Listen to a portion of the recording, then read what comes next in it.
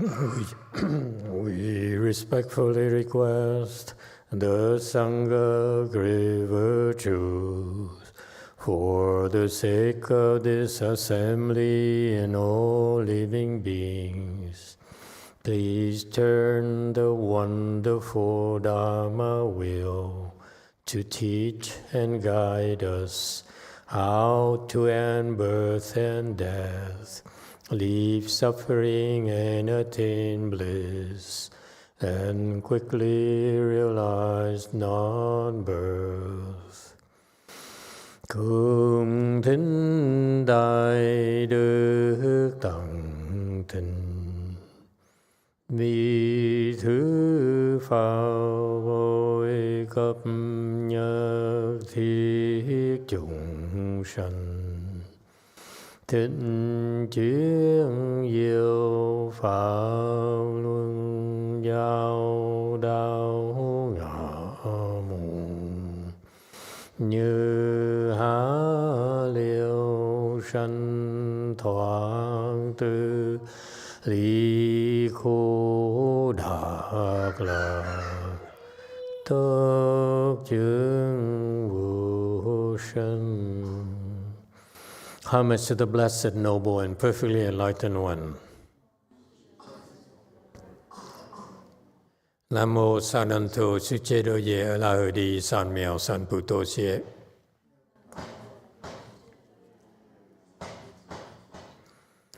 Nam mô Tác Đắc Tha Tô Già Đa Gia A La Hà Đế Tam Miễu Tam Bồ Đà Tọa.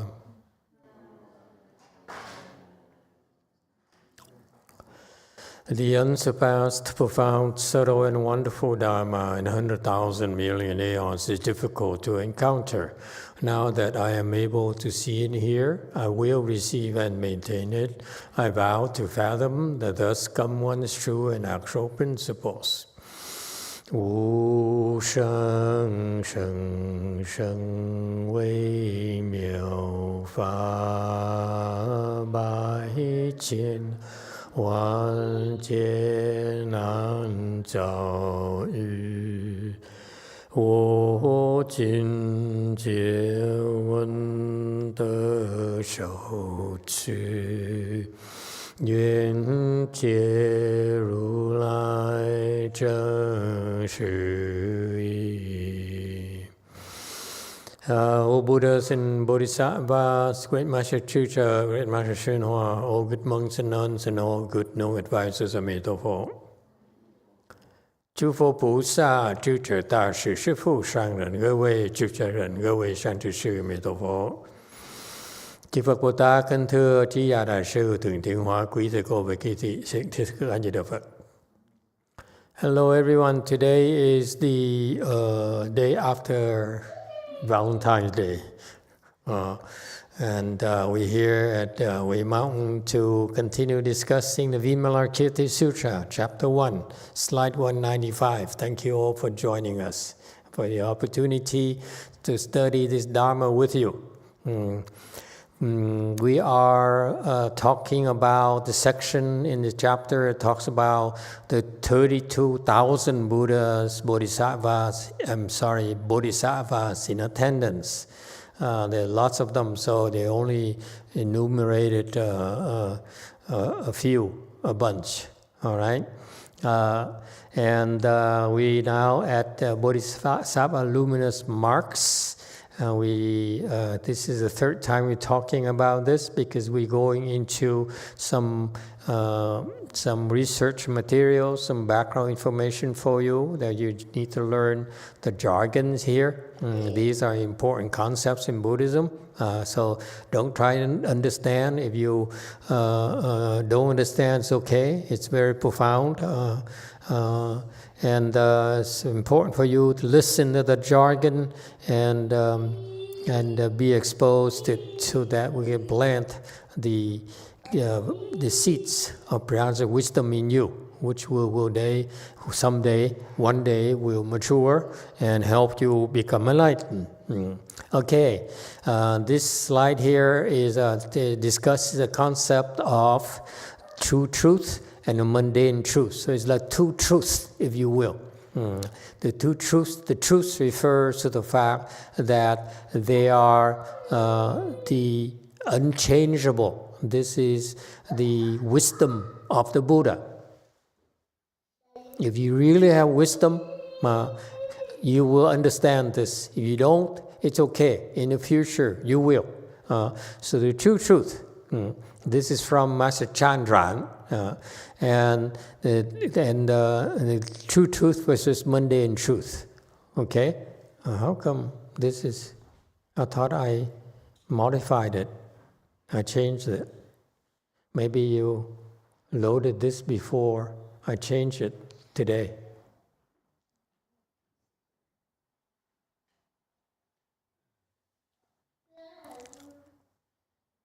Yeah, there you go.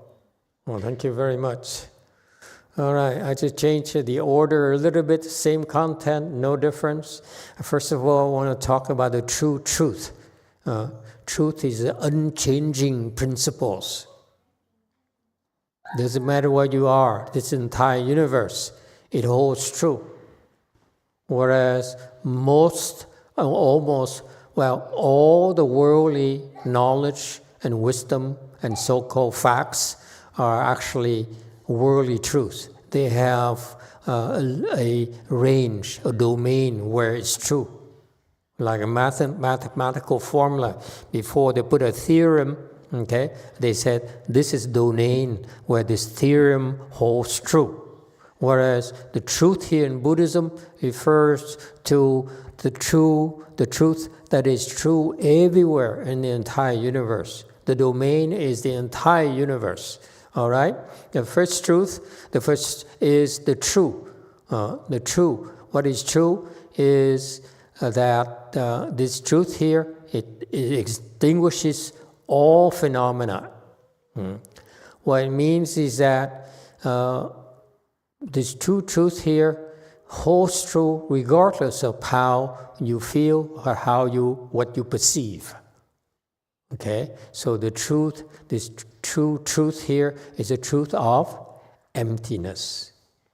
Everything is empty, regardless of what they are, what they look like, what you believe, what you think, what you want, what you aspire, makes no difference. The truth is that everything, the true nature of everything is emptiness. Love is empty. Material things are empty. Every single thing is empty. President is empty. Money is empty. Fame is empty. Yeah? Wife is empty. Hard to believe. Okay? Second truth, mundane truth.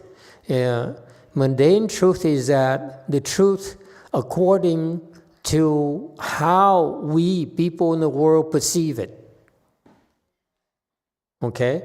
And the truth there, the mundane truth, establishes all phenomena. So it confirms to us, it's true to us.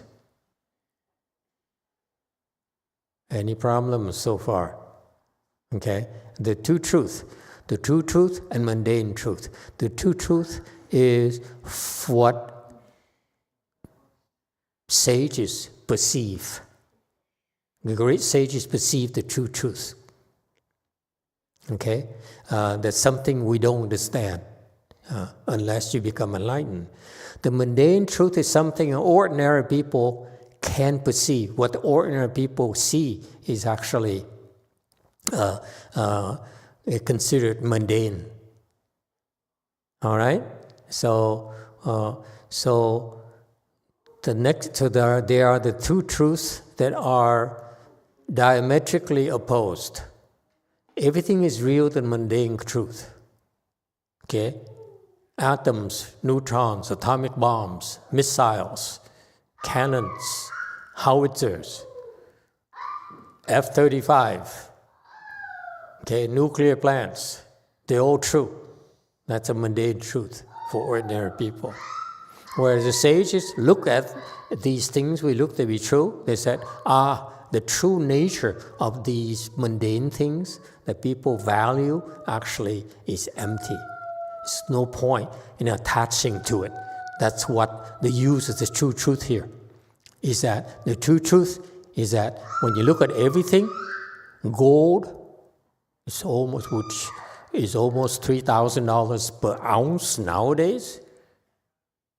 You didn't know that? Where have you been? Okay, $3,000 per ounce. And when I first came to the United States, it's $1,000. That's decades ago. Okay, and so the mundane truth is the nature of our perception, and that's what we attach to. What we perceive, we attach to. Okay, and so this creates dependency. This creates affliction. It creates pleasure. It creates heartaches.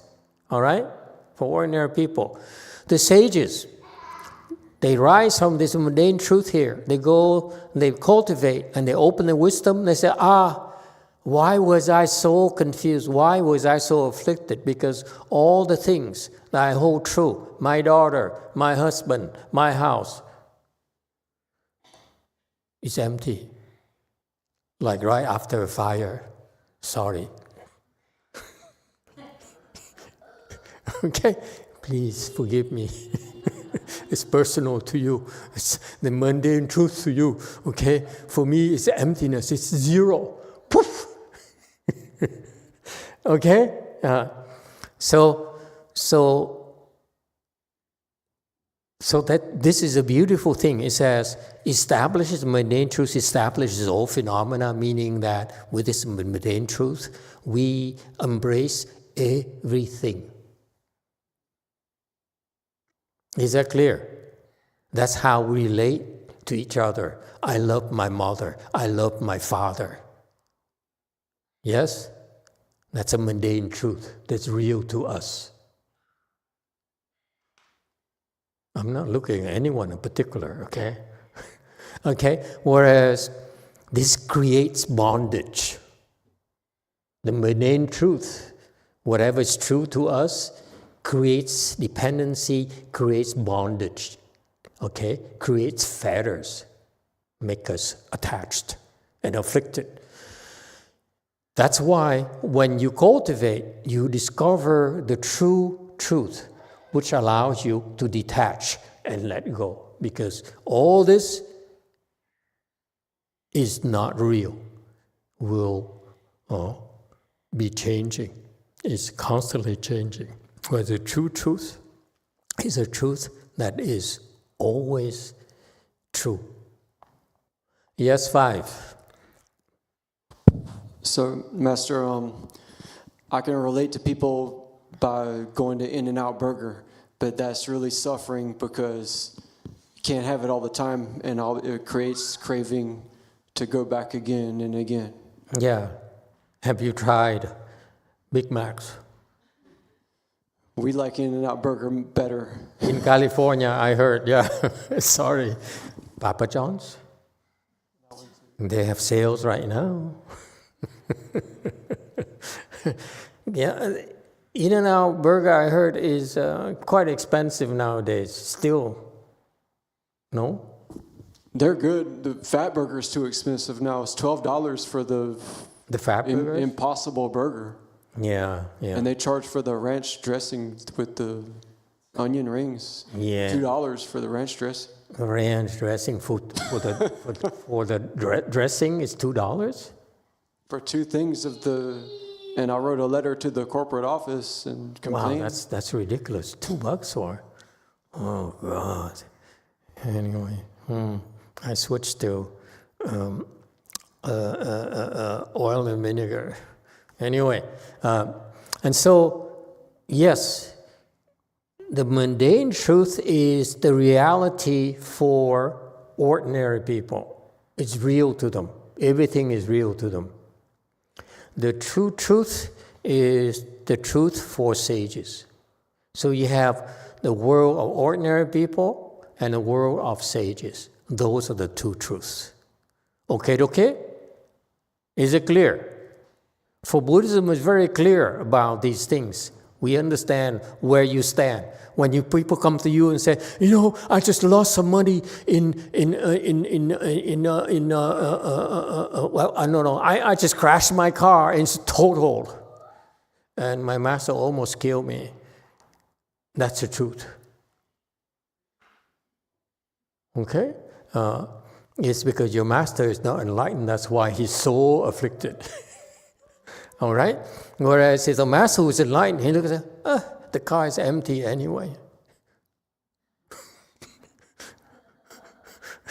Oh Lord, do we understand each other? Okay? So that's why there's two different worlds.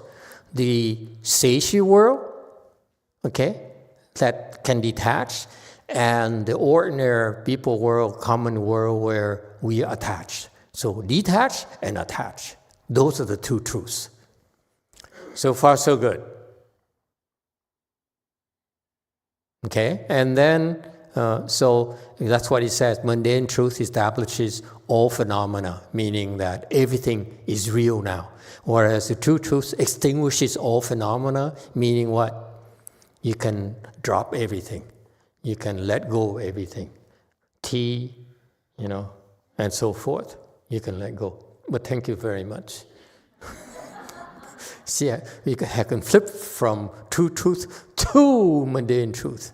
And that's a middle way. What's the middle way? Middle way unifies all phenomena. What does it mean?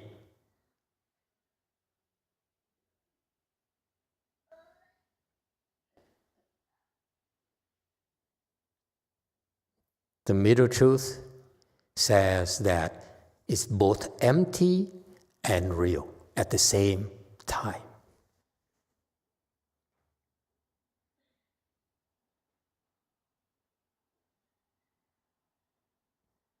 So you can reject it and embrace it at the same time. And it's perfectly okay. Just like when I praise you, okay, I say, oh, you're such a wonderful disciple, but I don't mean it at the same time. You should know it by now. I'm two-faced. That's my reputation. Okay, got that? So the middle way is the unifier, if you will. Okay? It unifies both sagely perspective and worldly perspective and make it human.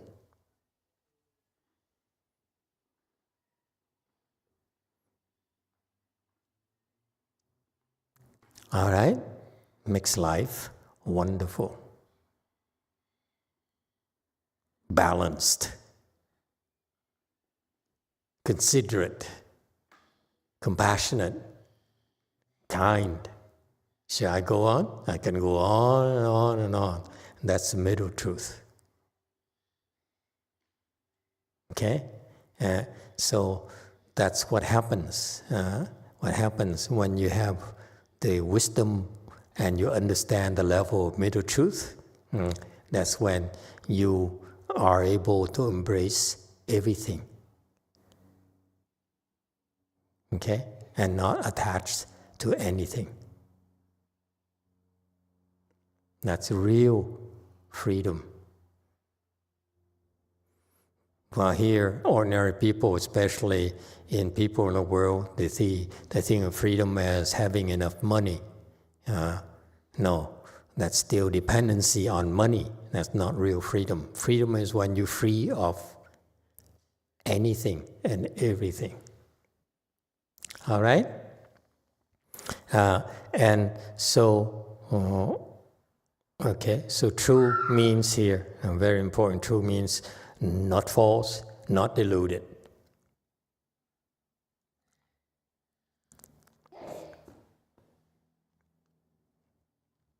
Okay, what's the difference between false and deluded?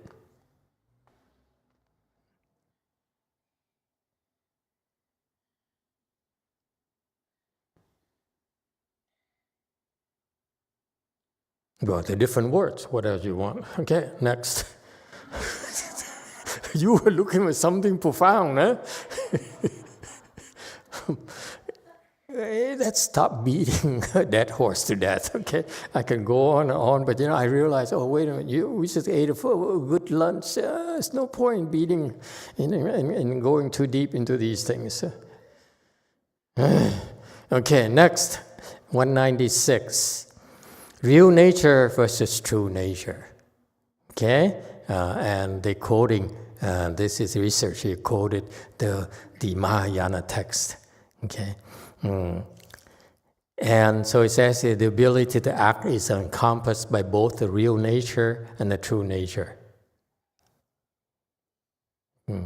All right? And so the ability to act, meaning what? That you create karmas. Okay, that's encompassed. That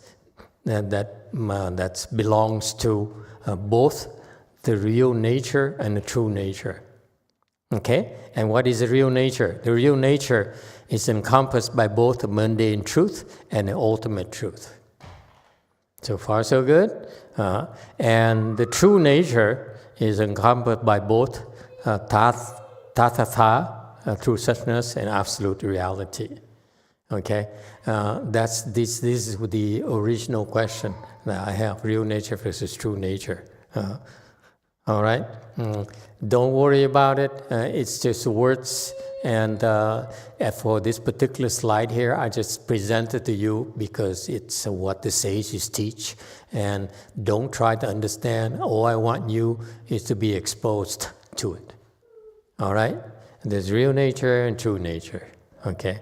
And there's mundane truth and ultimate truth. Ultimate truth is what? True truth. Okay? Different names, but it's only a concept is that ultimately, everything is empty. That's the true truth.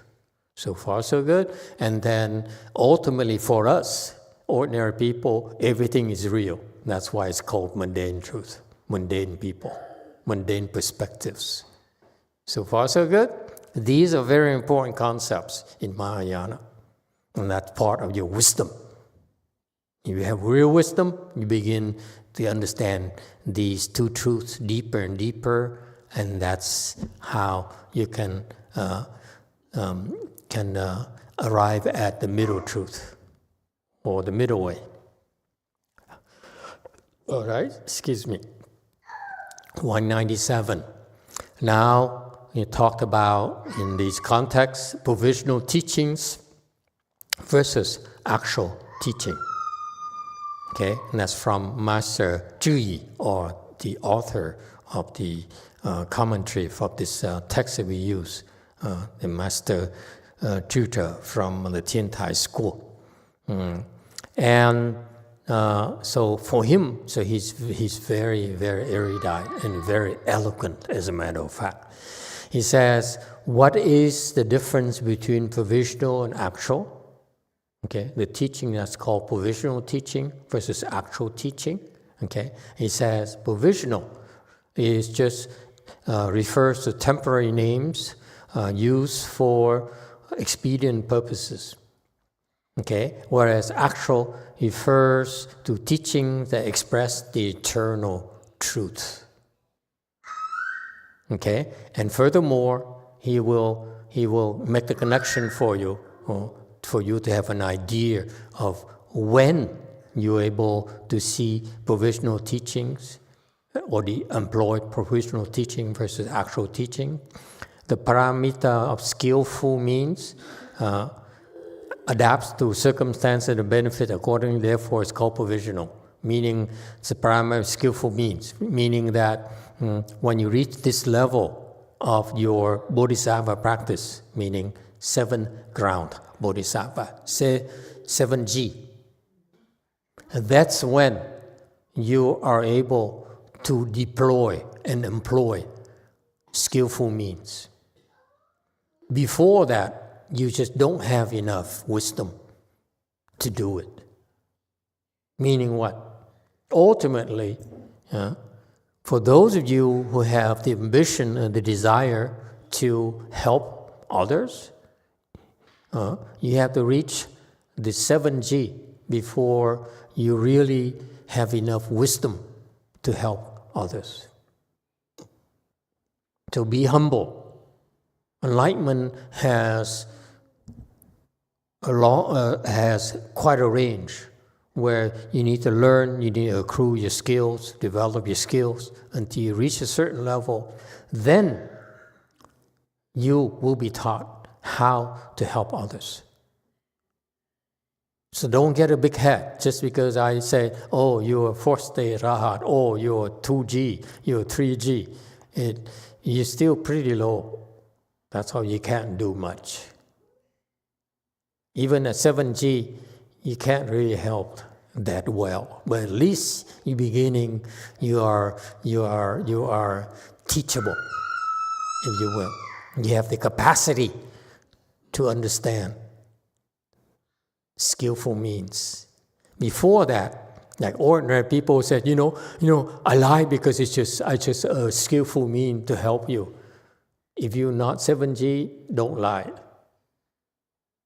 Am I clear enough for you? Don't be like ordinary people. Say, I'm trying, I'm like, if Buddha lied to a kid, so I lied. So it's okay. No, it's not. All right? And the paramita wisdom reveals ultimate truth, thus it's called actual truth. You see? So if you have real wisdom, then you were talking about at the level of 6G, that's when you are able to be able to have a good grasp of the real wisdom or prajna wisdom, if you will. Any problems? In Mahayana, we're very deliberate.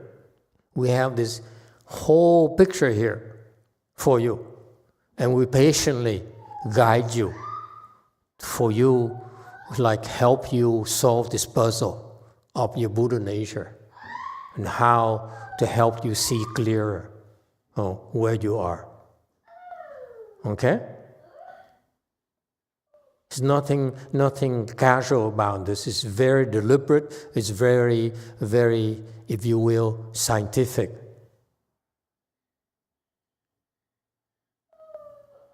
It's not arbitrary at all. Okay? So I'm telling you this to remind you, be more humble. You don't know as much as you think. Okay? What you know is so little. And what you can do is so little. All right? Any questions? So that's why when people are low levels, then we have to use provisional teachings to help you. Okay? It's not until you're able to have a certain level, that's when you can reveal the actual teachings. Questions and comments?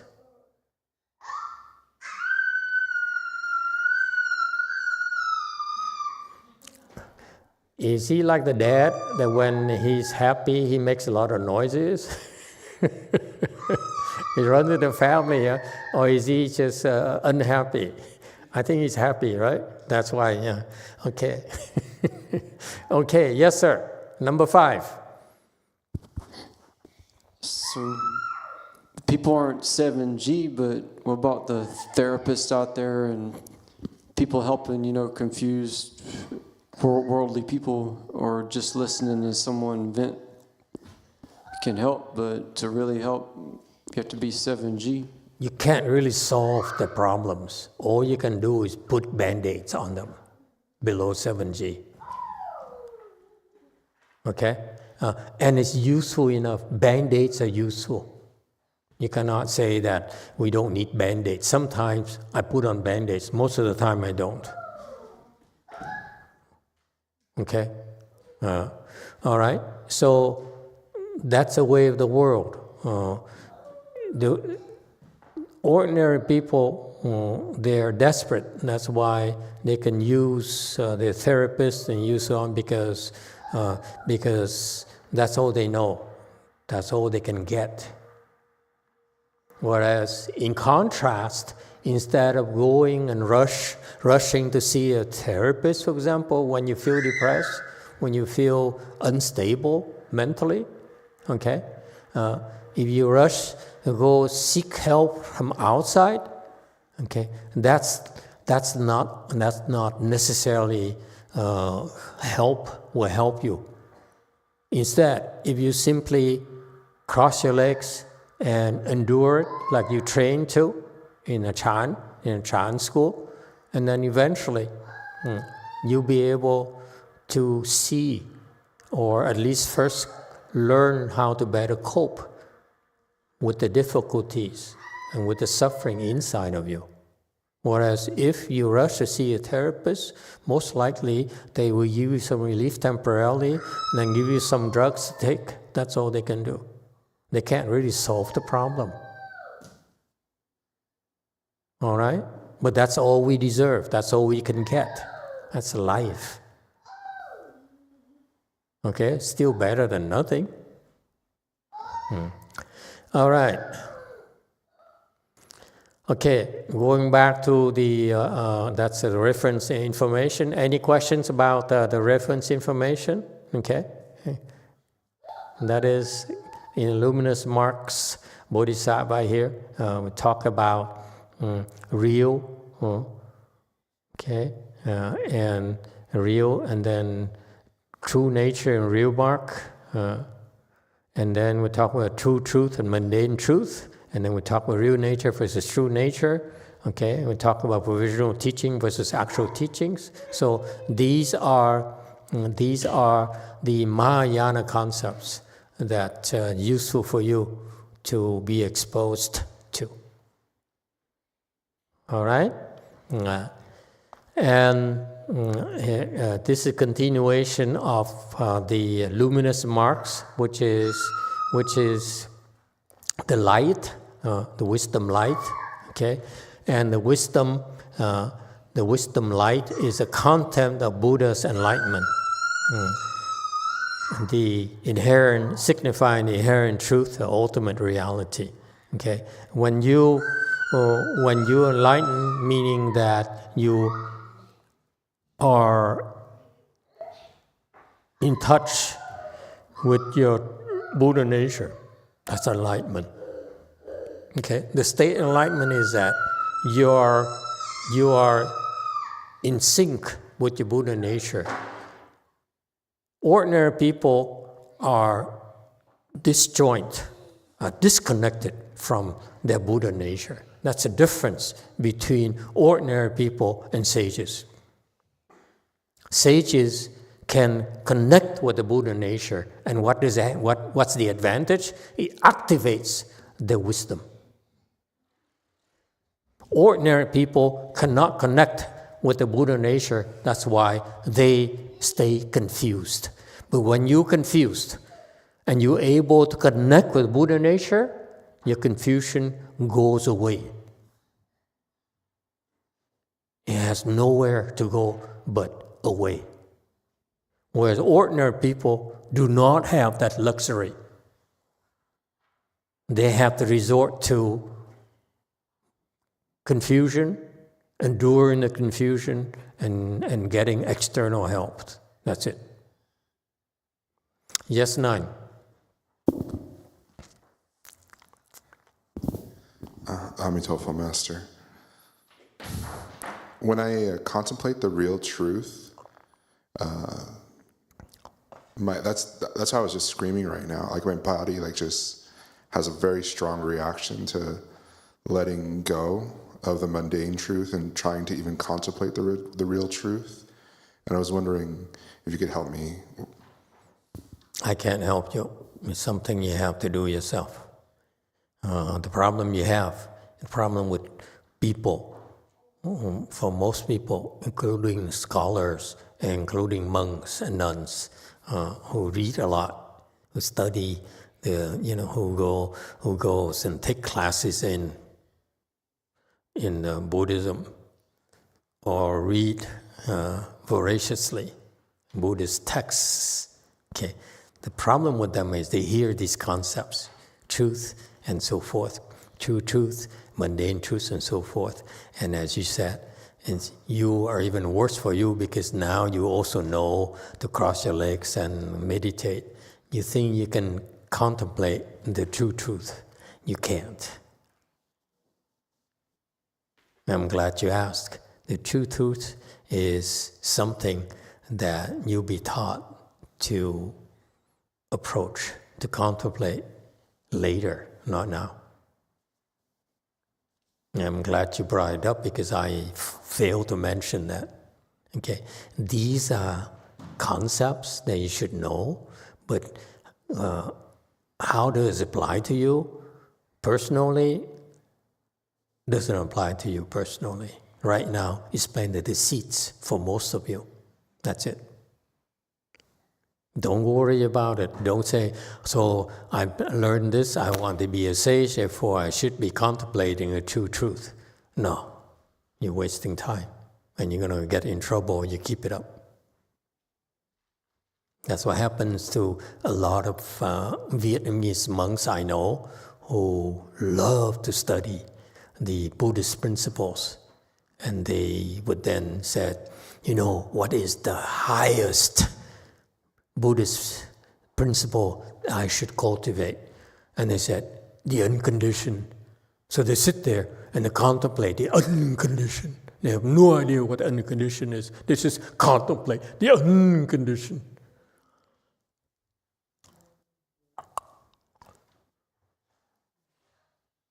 It makes me feel like vomiting.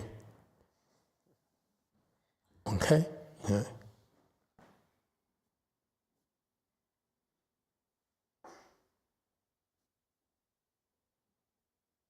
You can't contemplate the unconditioned because these people they're greedy and arrogant. They think I'm smart, I'm educated, I know a lot, and I deserve I should go for the most advanced Dharma in Buddhism because I'm smarter than everyone else. And they read a lot of books. And the more they read, the more confused they become. Because there's so much information they cannot process. And typical reaction is like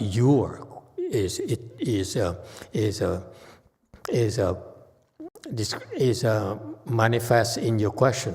You read these things, and not just you, but I look at all of you. Okay, do you know that many of my disciples don't even know of these jargons?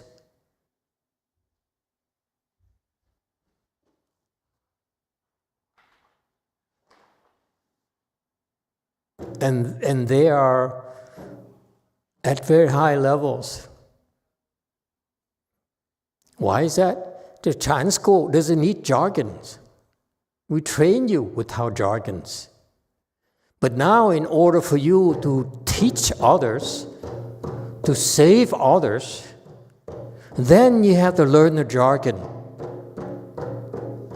so that you see the bigger picture. All I did for you, all the way young that I learned, training I learned from the patriarch is that we give you a very narrow alley where we push you through, and you get up there very, very quickly. Then the real work begins. That's when you learn the jargon, you learn all the skill set in order for you to do your job. In contrast, You do it like the scholars and ordinary people, they learn the concepts down here, learn the jargon down here, they acquire knowledge down here. This is for the Chan school considered to be excess baggage that we dump. All your knowledge, I repeat for you. You want to get training from me, all your knowledge you acquire in the past, dump it. I don't care where you learn it from, including Master YongHua. You want my alley, you better dump everything.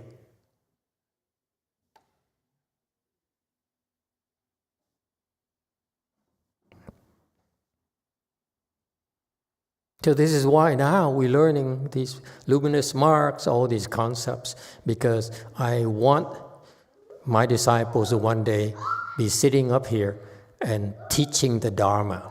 So they need to learn about the Dharma marks. Now it makes sense to them. They listen and say, I know what he's talking about. Whereas you guys can only think you know what I'm talking about. So the training is different. Worldly training is that you acquire knowledge and acquire jargon right now, and it makes you more arrogant and have excess baggage. Okay? I did that, by the way. I read so much. I'm voracious. I was a voracious reader. I read anything and everything I could put my hands on because no one was willing to show me how to cultivate. So I said, my master is dead. Okay? He abandoned me and left me with these people. I asked them for guidance. They could not give me guidance. Very simple things. I have problems with my body when I meditate. My body has these issues. I can't continue. So I asked, what do I do? He said, I don't know. If you can't even know how to deal with these obstructions when you cultivate, how can you help anyone?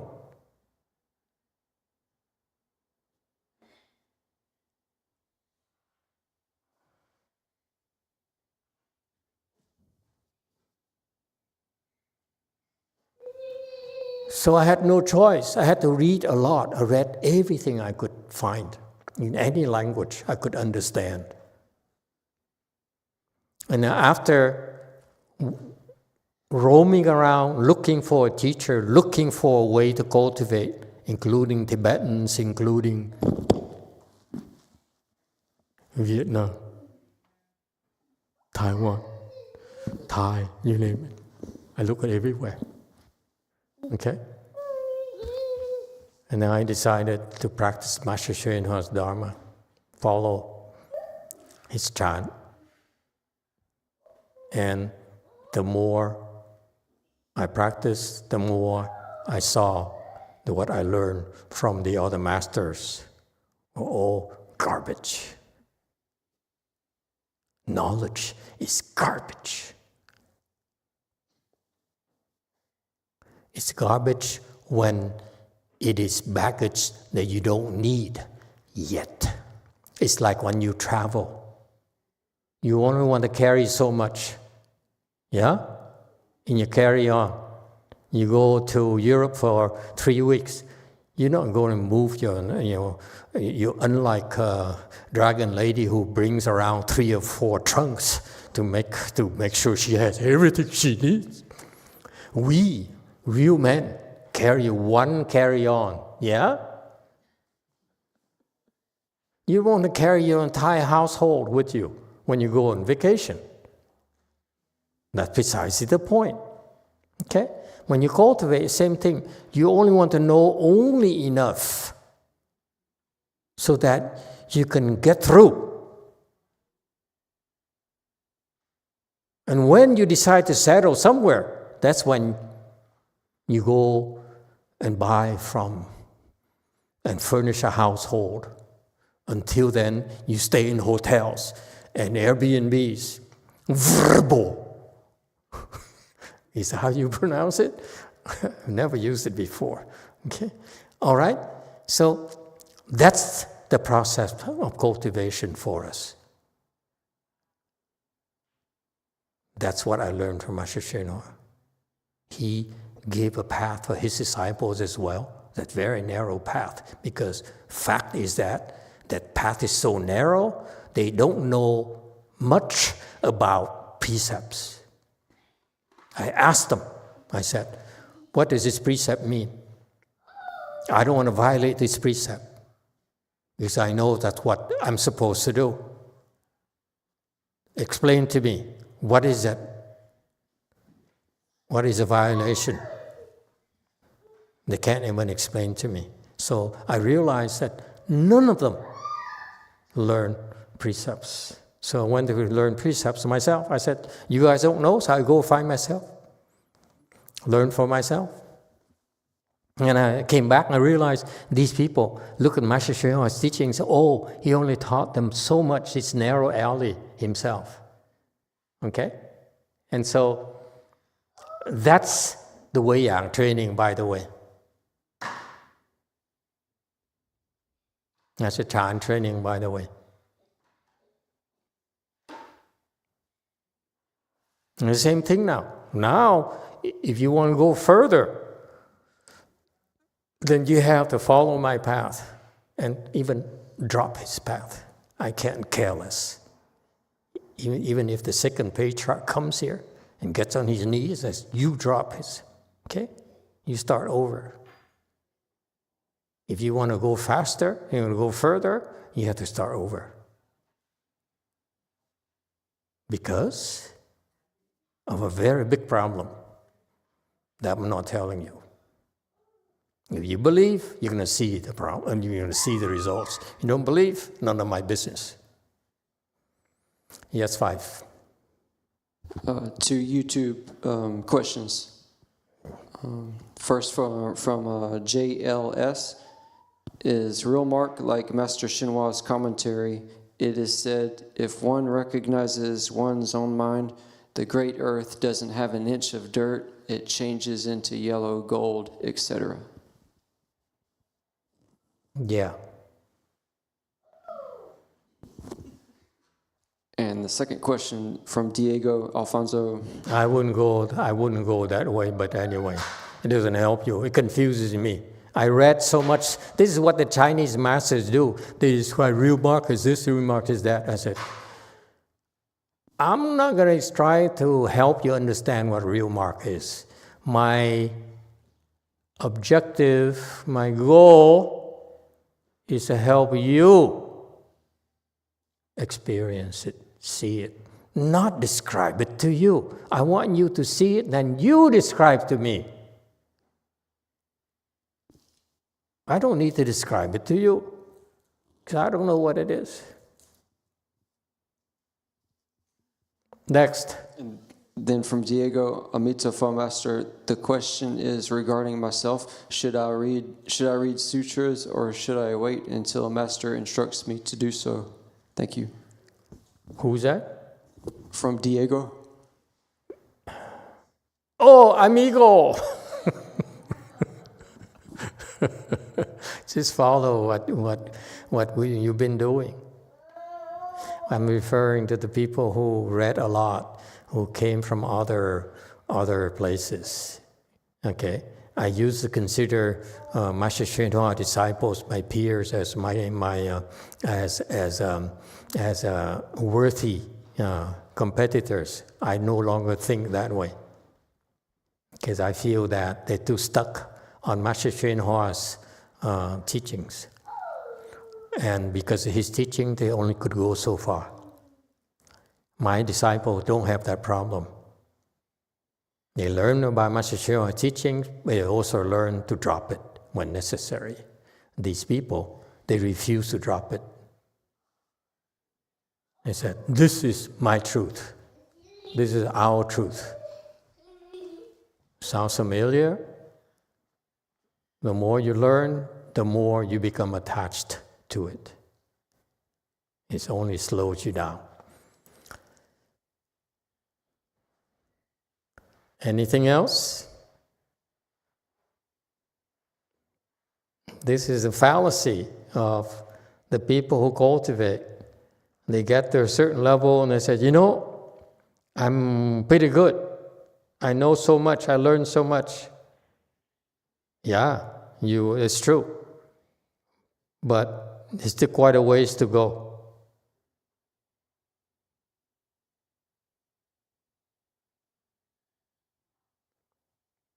It's too soon for you to strike out on your own.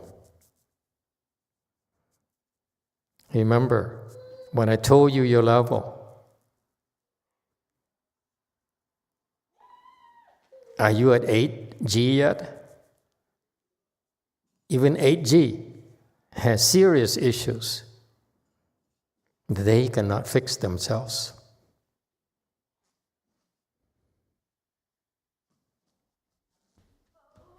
In case in point, Master Xu Yun is 8G, and I wish Master YongHua forget about his Chinese politeness and manners and should have tried to help him.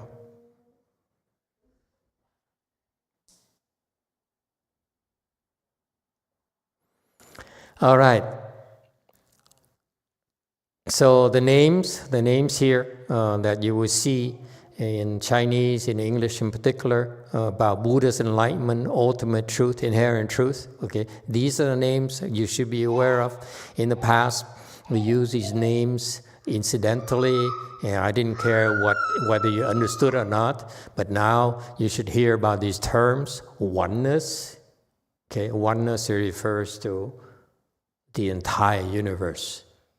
Everything is included. Nothing is excluded. That's for, if you see that concept, then it's only one. All right? Ultimate reality. Ultimate reality means that everything is truly empty.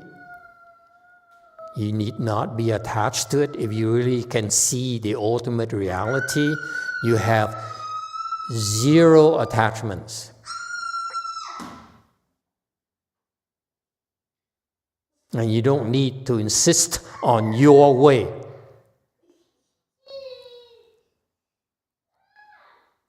Because there's no point insisting have it your way because it's empty anyway. True nature, that's your Buddha nature. Nirvana, that's when it feels darn good. Okay? That's what you deserve to be. Why aren't you? Why do you insist on living in the sewage? Unconditioned, total independence. You rely on no one. You don't need a woman for love. You love all the women.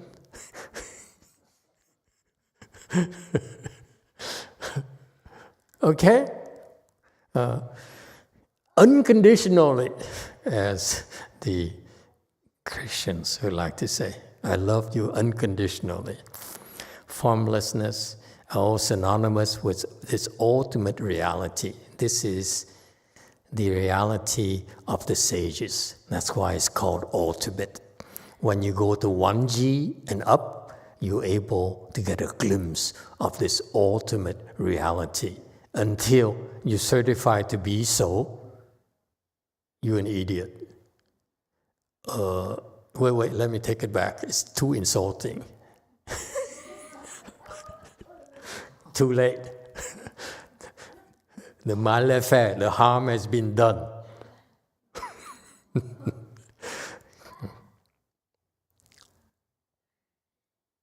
Okay, nothing like spending Saturday afternoon going to Master YongHua's lecture and be insulted.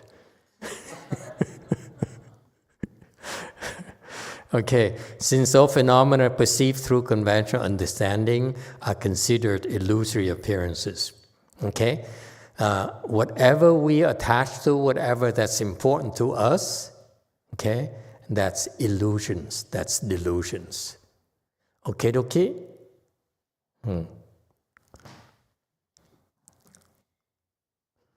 Only by transcending worldly perception can one reveal the truth. Meaning what? These are kind of academic kind of languages, but what it means is that you need to let go of your worldly attachments before you can see the truth, before you can free yourself from your suffering. Your suffering is because you're attached to worldly things, worldly knowledge in particular.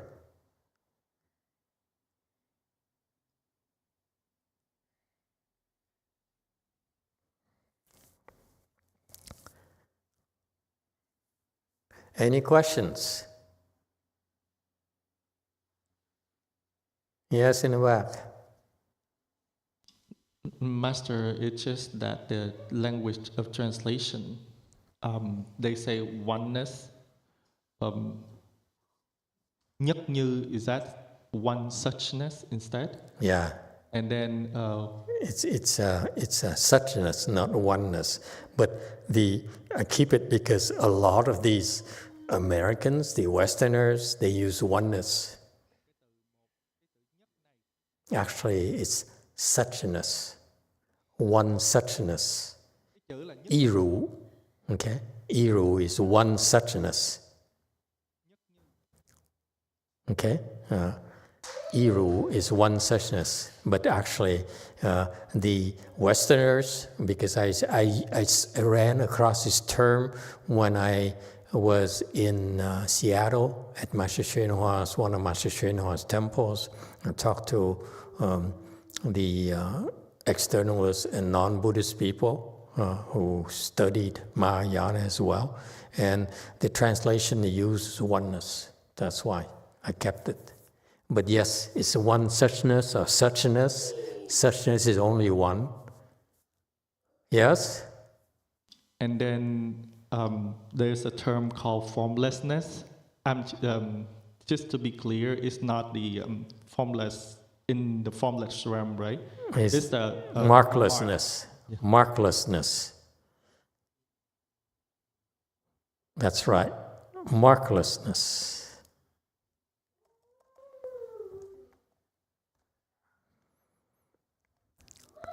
Thank you for the correction. Okay, so these words are something I like you to be exposed to. It's not something you want to try to understand or contemplate, okay, until you're told to do so.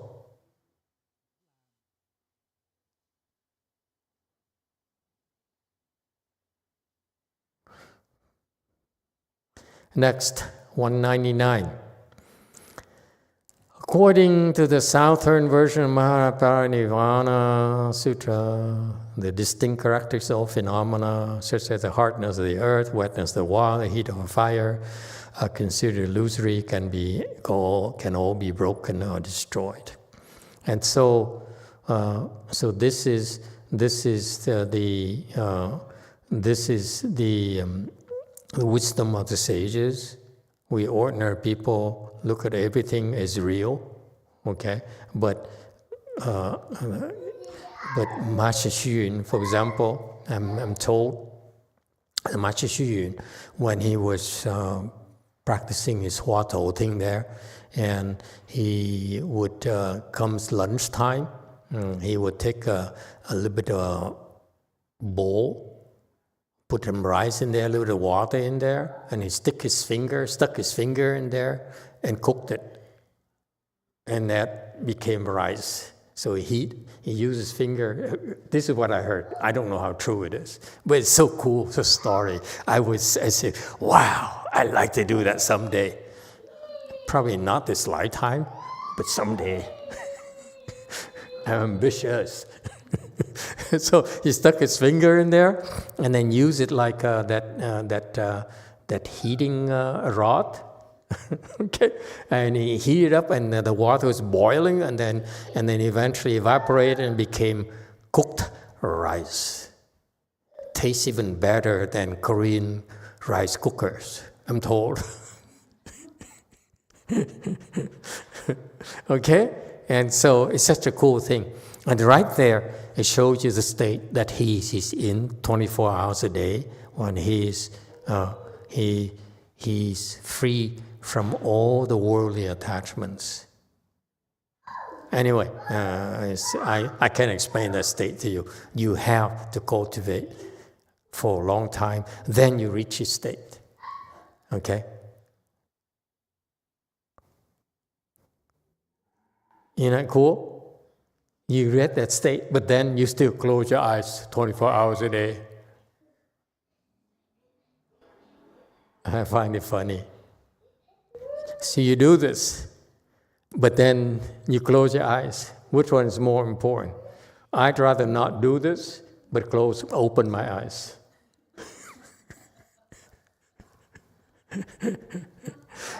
Okay?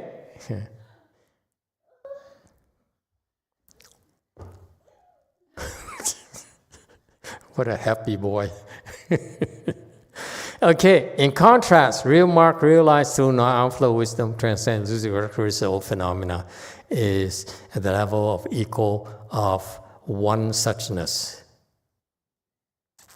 Let's use one suchness or suchness. Iru is one suchness. Okay? And so, anyway, it's lots of words. Don't worry about it. I just want you to be exposed.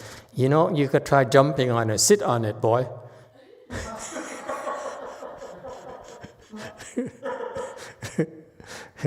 Hey, you understand English? Sit on it.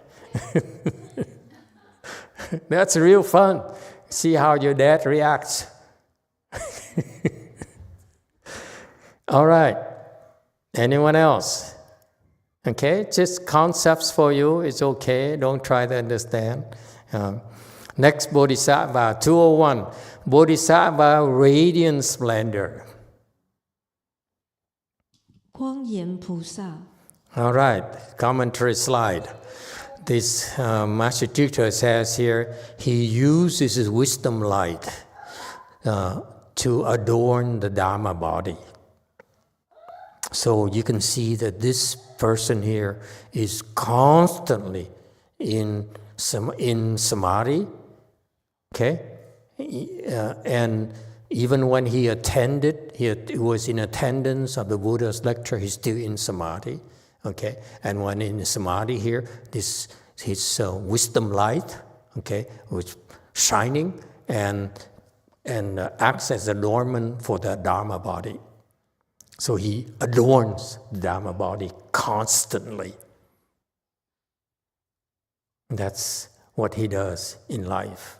He doesn't make money, he doesn't accept disciples. He adorns the Dharma body. Next, Bodhisattva, great adornment. 大言菩萨 Okay, great adornment. Commentary slide. Is contemplate the mind nature as expansive and vast like empty space. Okay, so what he does is that this Mahasattva contemplate his mind, his own mind, okay, his true mind, and he sees it as expansive and vast like empty space. How big is your mind right now? When you close your eye and look at your mind?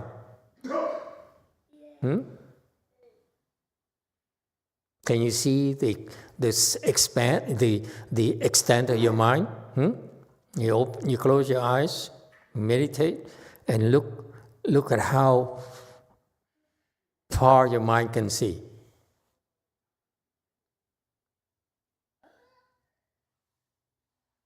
Okay? Then you realize that what you can see compared to him is like a grain of sand.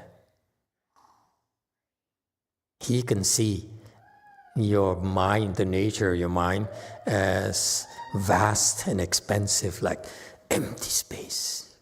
On and on and on and on and on. That's the extent of his wisdom compared to yours.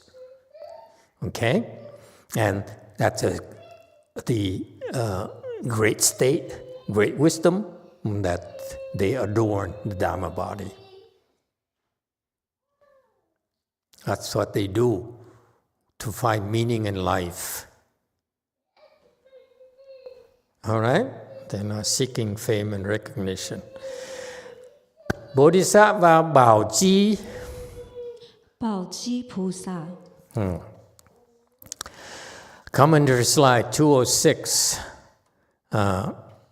It says here, Master Sutra explained the state of this Mahasattva. Okay, it's a little bit beyond us, but we should be exposed to it. Okay, so what he says that this Bodhisattva, his mind is truly empty, but still does not stop him from practicing the 10,000 practices. The mind is empty. Remember, he's a great sage. The mind is empty, but he still stays in the middle way as well and do beneficial practices, the 10,000 beneficial practices to help living beings. Okay? He's in emptiness, but he can also reach out and help living beings. And that's the middle way. Okay? Don't try to understand. I'm just trying to describe to you what he does. Okay? Yeah, it's not about understanding, folks. This section here is not about understanding. It's about exposure. You are being exposed to the state of great men in the universe. That's what they do. This to help, hopefully will help free you from the small mind that you're accustomed to. Okay? And all these practices accumulate as treasures and principles. So what it means is that you do the 10,000 practices, meaning you do all sorts of beneficial practices. You benefit this living being, not living being, on and on and on. Okay? And all these meritorious acts, okay, accumulate and become treasures. Okay? And what it means, treasure and principles, when you do these things, you accrue these beneficial practices, okay? You accrue these blessings, and what happens is that all of a sudden, you understand more and more.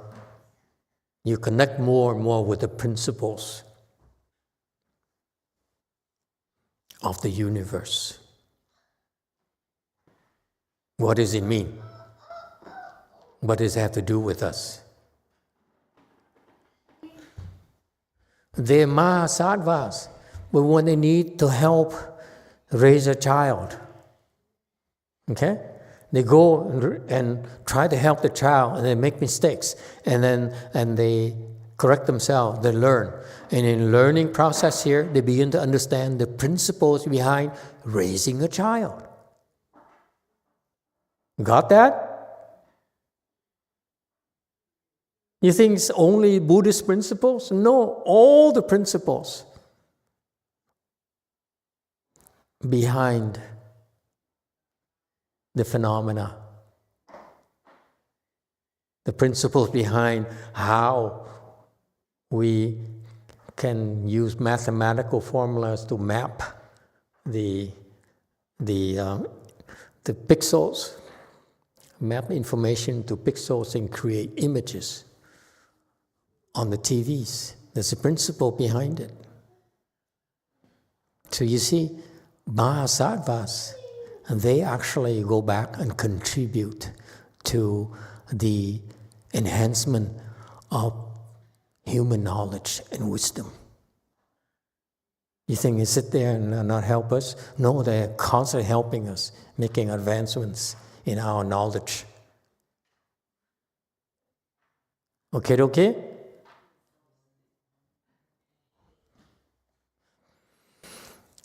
Bodhisattva, accumulation of eloquence. 辩机菩萨， Commentary slide 208. Go ahead, go first.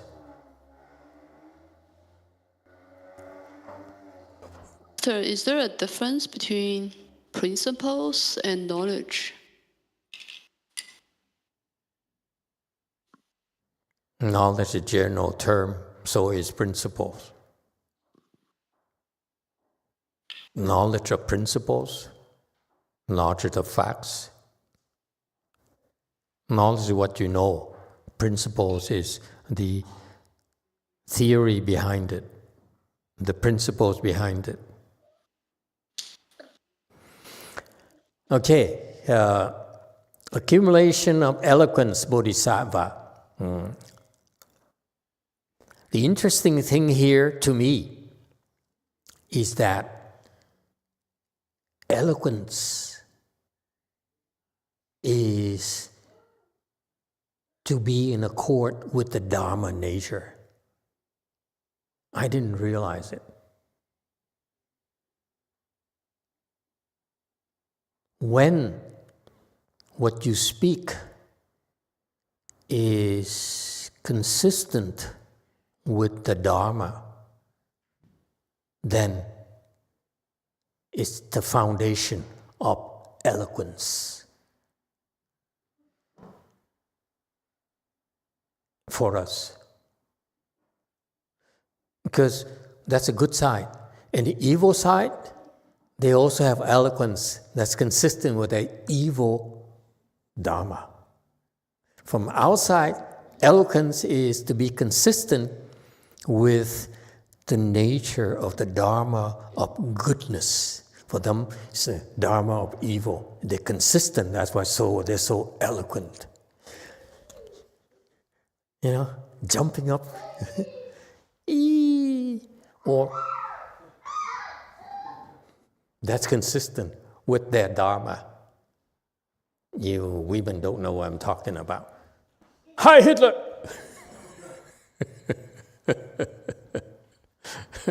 Okay. See, my boys are Elon fans. That's what they understand right away.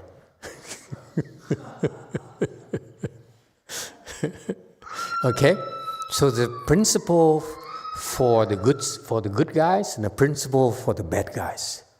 All right? For us, we want to accrue eloquence by being consistent with the proper Dharma. Okay? And this eloquence here will accrue. Will get better and better and better and better. Okay? And in particular, and this is of interest to you, if you want to really help a lot more people, you have to increase your eloquence. Because it's easy for you to talk to one person, one-on-one, it's easy. But eloquence here refers to the ability to reach people, many people at the same time. That's what Buddhas and Bodhisattvas excel at doing. They talk, but somehow they reach so many people's hearts and minds at the same time. So it saves time. Okay? And for us, eloquence has 4 aspects I hope you pay attention to. Okay? Eloquence of Dharma, principles, words, and speaking Dharma with joy. Okay? Meaning what? Eloquence of Dharma, meaning this is what I'm beginning to teach you about the Dharma. So the more you learn about Dharma, the more you become eloquent. You won't trip, you won't hesitate as much. And you don't say, how do you pronounce Bodhisattva? Accumulation? okay, and so forth. Okay, you're familiar with the word, with the concept of the Dharma context. That's why you listen to sutras. Speaking sutra is very, very important because it helps you prepare you for listening to sutra lectures. Is very important. It helps you prepare you to be a Dharma master in the future. All right, and not to mention the countless other benefits. So you understand the Buddha Dharma, and you're able to speak about the Buddha Dharma extensively, if you will. Okay? And that's a requirement, by the way. If you only do chant and you sit there on your own, you really cannot reach many people at the same time, or move them at the same time, like Buddhas and Bodhisattvas do. They do that by speaking the Dharma eloquently. All right? Number 2, eloquence in principles, meaning that when you talk about a Dharma, the Dharma of the paramita of giving, okay? And the paramita of giving has the principles behind it, okay? So these principles, from there, you can talk about this principle, next principle, endlessly. Okay, that's called eloquence. And yet, all the things you're speaking are consistent with the Dharma nature. So far, so good. So you talk about with one simple concept, let's say the Dharma of the paramita of giving, you can talk about the principles behind it. Can someone name a few principles behind the paramita of giving? Just to test you. Surprise quiz. Yes, 5. The giving of the fearlessness is one. Giving of fearlessness, okay. Next. Quickly. You've been listening to my lectures for several years now, many of you. Yes, 2. Dạ, kính thưa Thầy, bố thí ba la mật là mình không có sự tính toán. Con thí dụ giống như con theo con thôi, thí dụ mình gặp một cái người lỡ đường mà họ ở ngoài đường họ đang bị đói đi, cái tự nhiên mình cảm nhận được họ đói cũng giống như mình đang đói vậy đó, cái mình mua cái bánh mình cho họ, hay là mình giúp họ một cái tiền bạc hay là cái gì để họ có cái đi mua đồ họ ăn, hay là những cái vấn đề gì mình có nghĩa là khi mình đồng cảm với họ, mình cảm nhận được cái sự khổ của họ, mình đem tới mình cho, gọi là bố thí. Hoặc là cái người mà người ta buồn khổ mà mình đem một cái lời nói tới để mình nói cho người ta được nhẹ nhàng hơn, mà mình không có sự tính toán, không có chấp trước trong đó, cũng như là không có suy nghĩ, cứ tới là mình giúp cho người ta vui, thì cái đó là phải bố thí ba la mật không Thầy?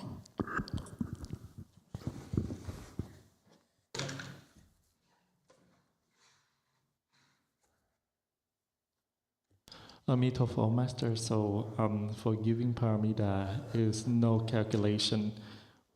So, for example, if I see a person on the street that is hungry and I feel their hunger, so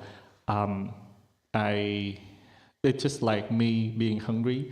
So by sympathetic for them, I go buy them a bakery or help them with a little bit of money so that they can buy food to eat.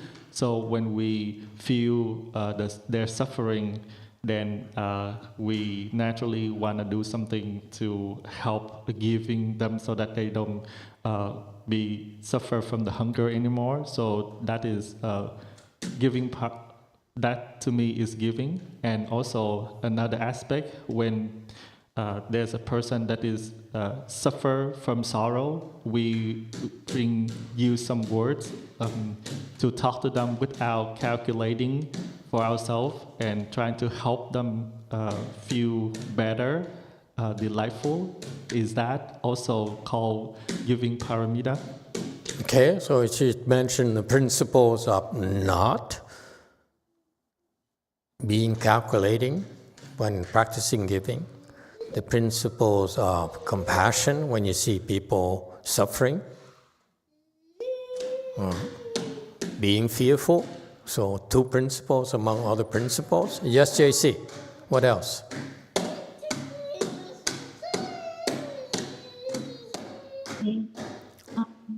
것을 줌으로써 자아에 대한 집착을 좀 버릴 수 있지 않을까 싶습니다. Giving what I have and then reduce my attachment to the ego. Okay, principles of minimizing the ego through the practice of the giving paramita. Excellent. Anyone else? How about, yes, 6. Quickly. The donor and the recipient are both empty. Donor, recipient are both empty. Very good. Anyone else? See, you know a lot of principles. What else? When your children, when you give away your children, what principle is that?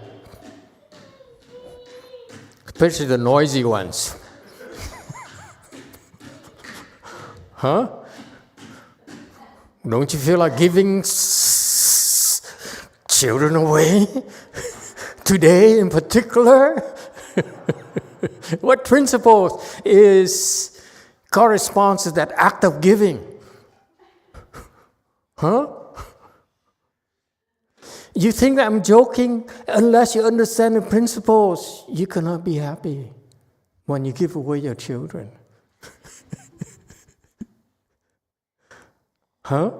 Anyone? What principle is that? Give me one. 7. It's Alex's most precious treasure. He's giving it away. Okay, giving away what you want, what you really cherish. Good principles. DTT, what's the principle behind it? You come near me, I bite you. That's my principle.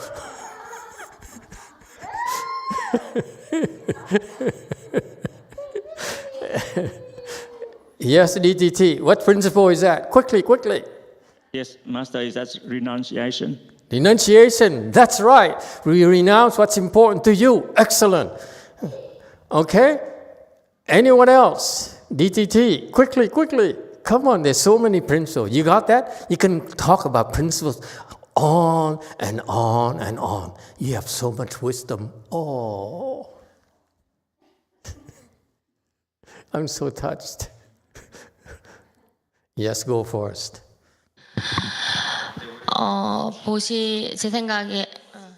제 생각에는 보시를 하면서 내가 집착하고 있는 것을 버릴 수 She moved again. I'm following her. I only recognize her voice. Yeah, continue. Yeah. 마스터, 제가 생각할 What principle is that? Vô duyên lãng xẹt.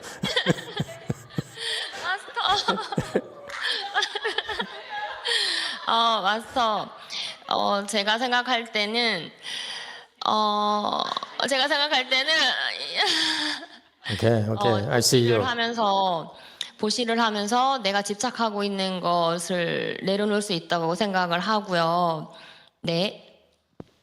허리 아파. If I give, then I can let go of what I have attachment. 그다음에 제가 Wait, there's no principle there.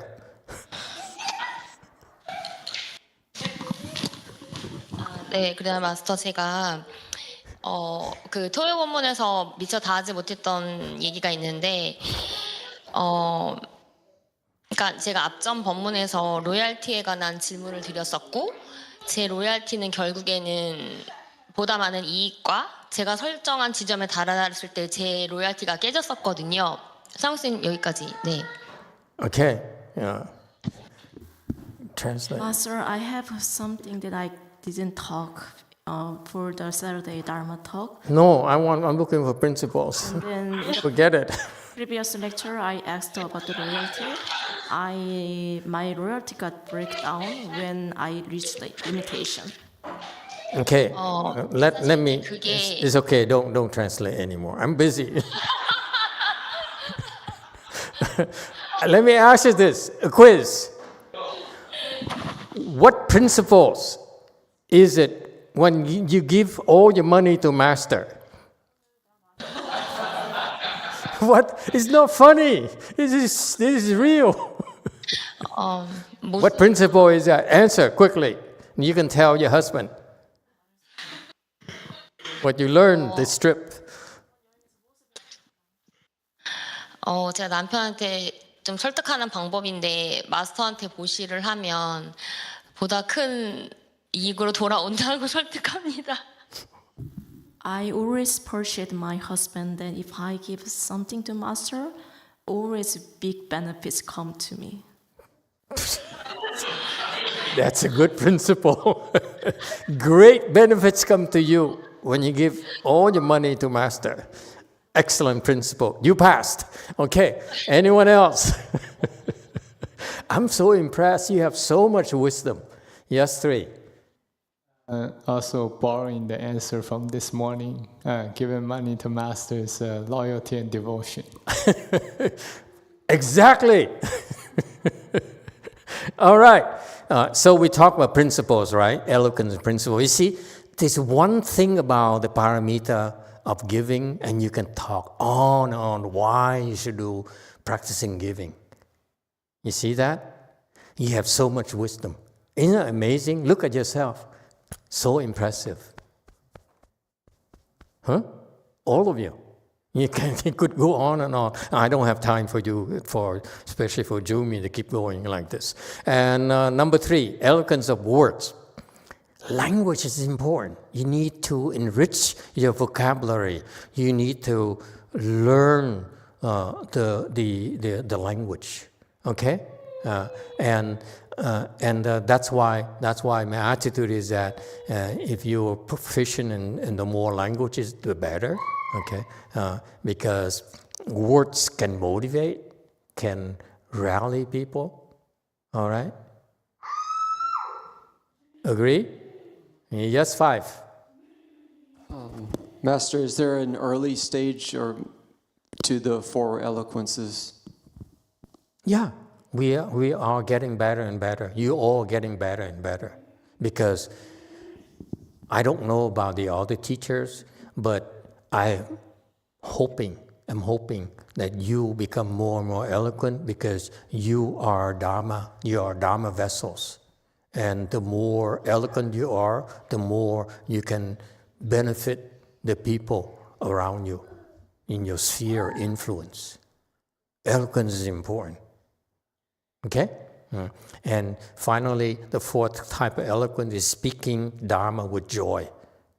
Okay? Speaking Dharma can be fun. It don't be like every time you speak Dharma, you're so serious and so rigid and so regimented like the traditional way of speaking Dharma. If you have fun doing that, that's fine. Okay? But speaking Dharma should be with fun. Should be a fun thing for you. Okay? However you choose, whatever format, style you want to have, it should be fun. Okay? Which means that you must accrue your vocabulary. Okay? Might take a while. What was it, the words you used? 3 words you used this morning and totally befuddled me. You understand befuddle? You see, vocabulary matters. All right? And so the eloquence, the 4th one, is important because it's fun. Doing it is fun. Okay? And unless you have fun, people who listen to you, the more fun you have, the more the listeners we'll have fun. Isn't that cool? Okay? Stop here today. Thank you very much.